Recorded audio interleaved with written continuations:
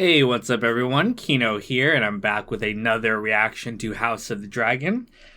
We just watched the fifth episode, I think. Yeah, it's the fifth. I think it's called "We Light the Way," which is the motto of House Hightower.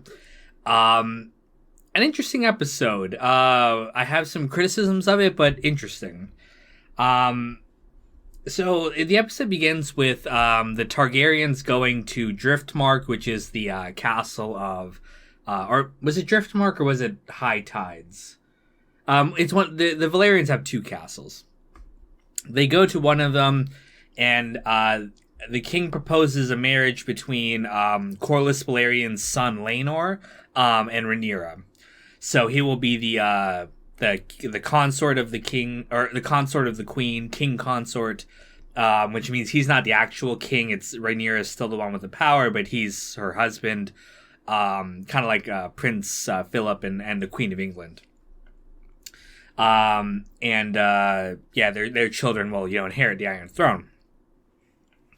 We get some interesting I will give this show credit. They focus a lot on little details, which I think is kind of cool. It's a little distracting sometimes, but it is cool.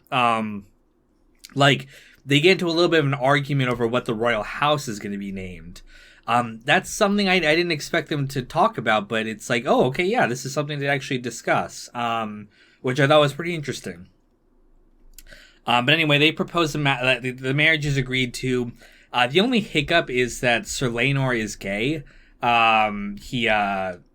He has a lover. His name is Joffrey Lawnmouth. He is they're gay together, but they all kind of know, and they're like, it doesn't matter what his preference is. It's like also Rhaenyra doesn't necessarily want to marry this guy, but she's got to do it because it's her duty. So it's agreed to. Sir Kristen Cole tells Rhaenyra he loves her and asks her to run away with him. She says no. He's kind of heartbroken about it. During the wedding feast, Damon comes back, which I thought was kind of weird. They just let him back into the city, but he also, at the beginning of the episode, he went and killed his wife. Her name was Rhea Royce. She was the heir to Runestone. And now he's claiming it as her husband. He kills her, and then her relatives suspect him. So, there's some trouble there. But then something happens at the wedding feast, what's his name? Sir Kristen Cole kills, Joffrey, Sir Laenor's lover. And he beats him very brutally to death. Because Joffrey was kind of saying that he knew that Sir Kristen and Rhaenyra were lovers. So I think he killed him maybe to keep him quiet, but also he's just kind of feeling very much in pain because of all this stuff. So that all happens, and then they have I guess they have the wedding immediately afterwards, just because there was too much conflict, and they're like, let's just get it over with or something. Again, for a show that goes over a lot of detail, they kind of skip over a lot of stuff too.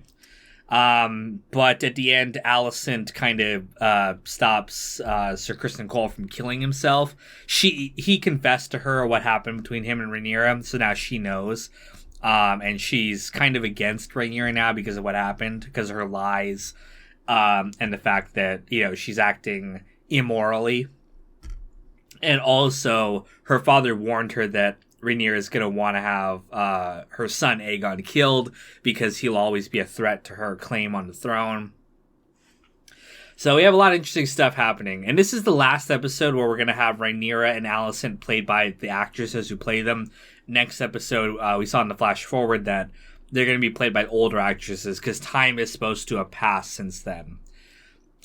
It's kind of weird that, okay, so time has been passing, many years passed between each episode. And, Rhaenyra is not any older, but Elena, Valerian, who is the little girl who was supposed to marry the king. She is now like an adult woman, and it's like, why is Rhaenyra the same age? Like, looks the same still. It's kind of weird. I don't know why they just didn't make her that old from the beginning. But regardless, an interesting episode. Like I said, the dance scene was very tense, which I thought was kind of cool. I don't know if it quite fits the lore. I don't think Kristen Cole beat someone to death in the books, like on the wedding feast night. But yeah, I mean, at least there's like drama and tension happening, which I thought was good. They are jumping around a lot in terms of the timeline, and I don't know if they're quite giving enough like time to let things kind of like have the impact they should. Like they're almost jumping ahead of the conflict. Like Sir Kristen Cole is supposed to end up hating Rhaenyra, but they don't like it. It's just one scene, and then he seems to be like kind of going the other way. I would have liked maybe that we could have seen their relationship a little bit more and seen them really kind of fall in love. And then maybe they could have kept having sex and stuff, and then he could have, proposed they run away together. But it just wasn't like dramatic enough where I'm like, why is he going over to Alicent's side? Which he does in the books, but it's implied to be like a much deeper conflict than what we saw on the screen so far.